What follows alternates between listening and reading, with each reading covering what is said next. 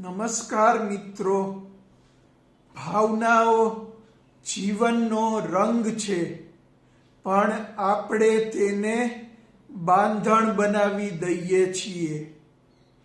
જે મને દુઃખ આપે એ દુશ્મન, જે મારી લાગણી ન સમજે એ ખોટો. આવા વિચારો સંબંધોમાં દુઃખ ઊભું કરે છે. અને સૌથી ખતરનાક છે નકારાત્મક આધ્યાત્મિકતા. મારો માર્ગ જ સાચો અને મને બધું સમજાઈ ગયું છે. જ્યાં હું બધું જાણું છું આવે છે, ત્યાં સત્ય દૂર થઈ જાય છે. સાચી આધ્યાત્મિકતા કહે છે, હું શોધમાં છું.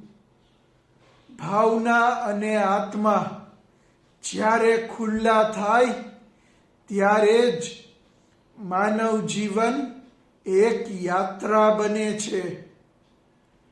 The theory of human life વિશે વધારે જાણવા માટે મારી ચેનલને સબસ્ક્રાઇબ કરો. ધન્યવાદ.